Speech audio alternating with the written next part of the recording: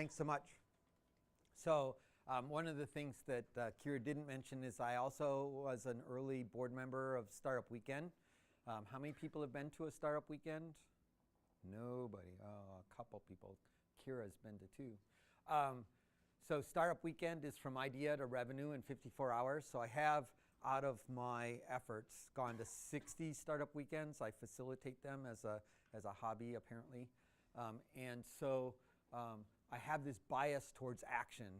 And one of the things that I notice with most of the startups is that one of the things that they do is they waste a lot of energy and time by trying to figure things out instead of trying to take actions that teach them things.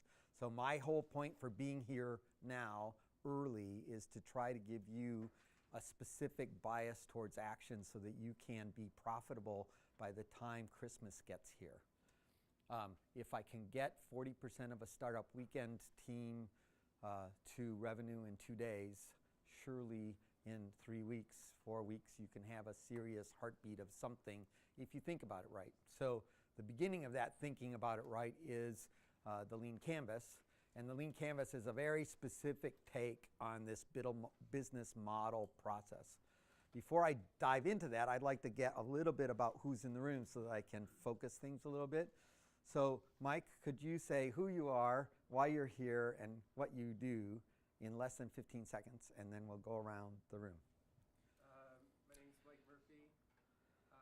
I'm here to learn about Lean Canvas because I'm working on a startup, and we're starting to think about a business model for an invention we had. Okay.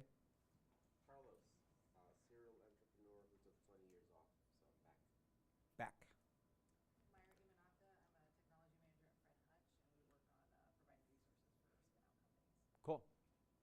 Paul Pomeroy, I've been a biomedical idea, trying to get a startup off the ground on some of these things. Jennifer Koenig, I help over at Commotion Labs at Startup Hall, where we house our software and tech companies. Okay. I'm Kira Franz, I run Good Call. Elizabeth Scallon, you do Commotion. Penny Polo, and I'm the PR for my dad's company. Danish, master's in renewable energy. I'm Stephanie, I'm a junior in human-centered design and engineering and entrepreneurship. Okay. I'm Andy, and then I'm running a startup right now. That does what? So we invented a technology to take out caffeine from coffee. Okay. I'm Tim, I'm a grad student in biomedical informatics. I'm AJ, I'm here for a class to learn about this. I'm Jonas, and I'm a student at UW, and I'm here to learn about running a startup for a company my dad and I have back in Germany. Okay. And what's the company do? It's a beer brand, beverage company. Okay. I'm Jeffrey, I'm just a UW student going into engineering. I'm Lee, I'm an electrical engineering grad student. Okay. I'm Thomas, I'm a program manager at Google on the Google Clips thing that we just announced on Wednesday, and I'm here to just learn some. Google what? Google Clips. What's Google Clips? That's a new product we just announced on Tuesday. That does what? It takes pictures using ML, so you don't have to worry about when is the right time to take a picture. Machine learning makes your phone take pictures fast. All right, there you go, Clips. All right, so notice that when I asked you what you do, that almost everybody told me the what of their company, not the benefit that their company provides to their customer. And that's a habit that people have. I would like to help change that as well. So let's dive in the hard way. I think that, yeah, good. How do I stay out of your way and still, I guess I'll stand here. So in 2003, Steve Blank came up with this notion of the 4 steps to the epiphany. Basically, the primary point of that is that customer development precedes product development. So how many of you have started with a product? Oh, come on, all your hands should go up because all of you talked to me about how you had an idea or an invention and a thing and probably have not yet talked to enough customers. So customers are people who pay you. How many people who pay you have you talked to? Maybe 20. No, none of them are paying you. You have no income. What was the question again? How many people who have paid you have you talked to? None. Okay, so that's the specific place I would like to keep people focused. How do I know that the people that I'm talking to are customers? And how do I then engage enough of them to see the big picture of what they care about so that I can go forward with that? So his 4 steps that he talks about in his epiphany are discovery, validation, creation, and scale. When I talk to people about those things, people don't know how to translate those into action. Yeah? So, go discover a customer. What are you going to do? Go out on the street, take a survey. And talk to random people and have no point, throw spaghetti to the wall, see what happens. I'm going to have a screener survey first, try to narrow my... Anybody here a scientist trained in science? How many of you take your scientific experiments and throw random ingredients into the pot and see what happens? Never do it, right? You always start with a hypothesis. Why didn't you start with a hypothesis? I don't know. I'll find. All right. So, in order to frame this, there's a guy named Osterwalder. Boy, that's a terrible layout. I changed. Anyway, guy named Alexander Osterwalder did a book called the Business Model Generation Book. And he has this business model generation canvas, which I think is very useful, but is a little bit more general on around what is it that my business does. And so Ash Maurya tried to run a bunch of experiments using the business model canvas and found that it just didn't work for him. And so he sort of started replacing things inside that, ended up coming with this. And so there are 12 boxes, and we'll get into the details of the boxes.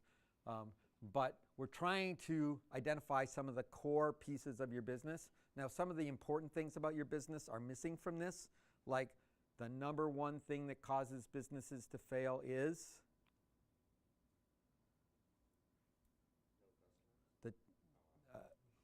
that's a good instinct. That's number 2.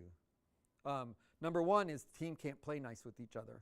And so businesses are big enough that you have to have a team, and if you have a team that doesn't know how to play their part of the game field, then everything falls apart. 62% of the companies fail because the team can't play. 42% of the companies fail because nobody wants your product.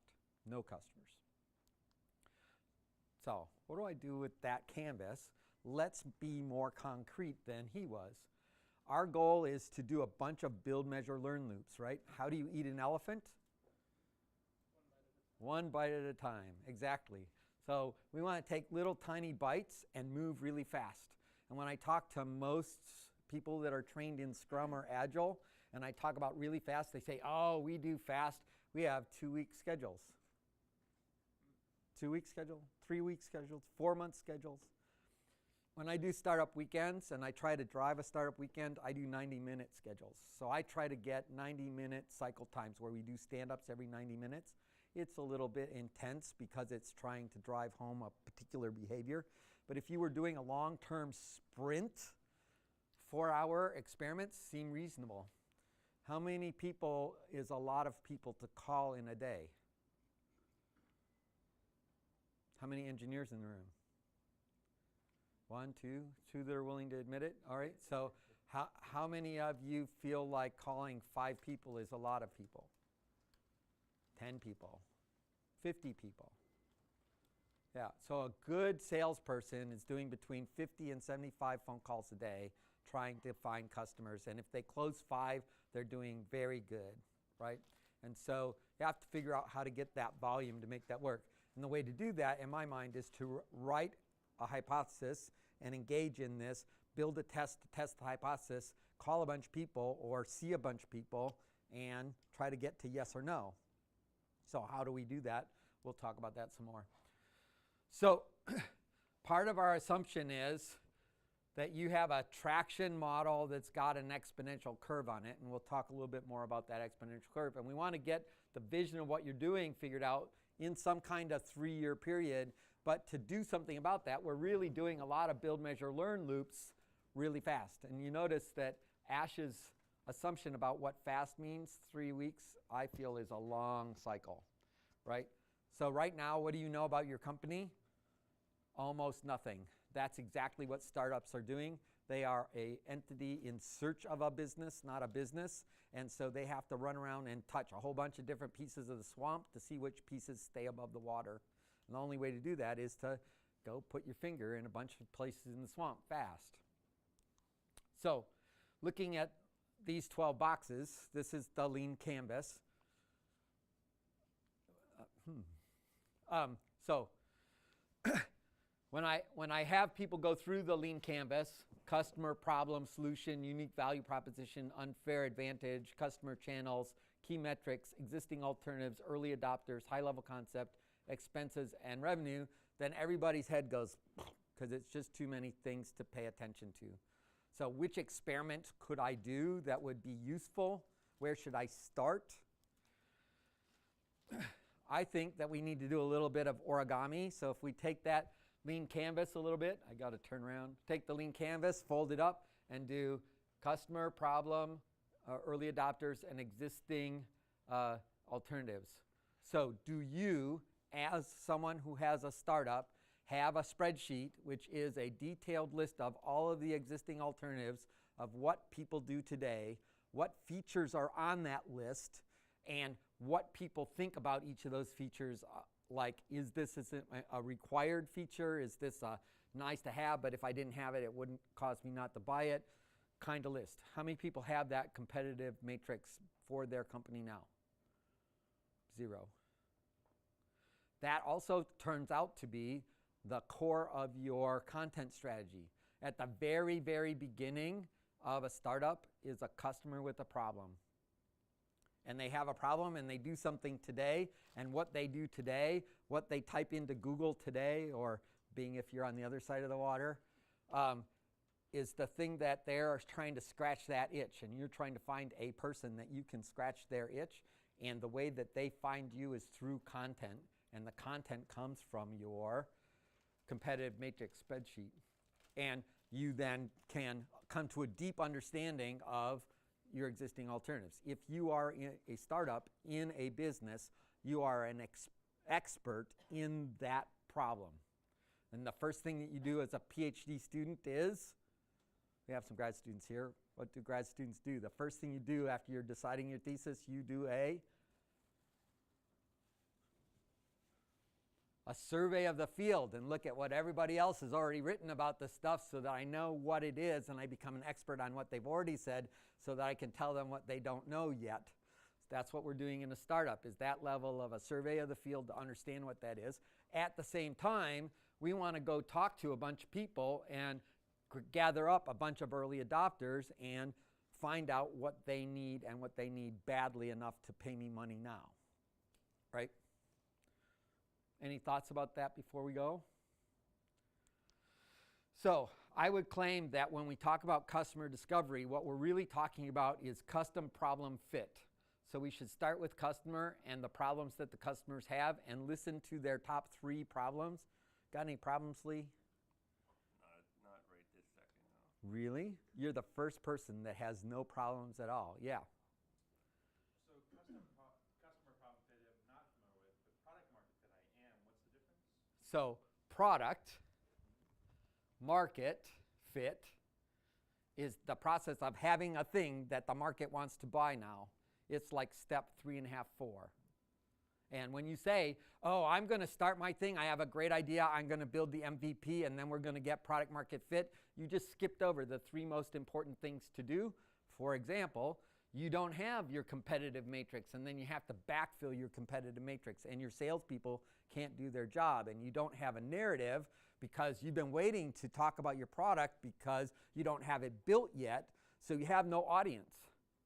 So there's a whole bunch of work to be done in the building up of the customers so that when you have a product that's ready, that they actually buy it, rather than building the thing and then saying, hey, anybody want this?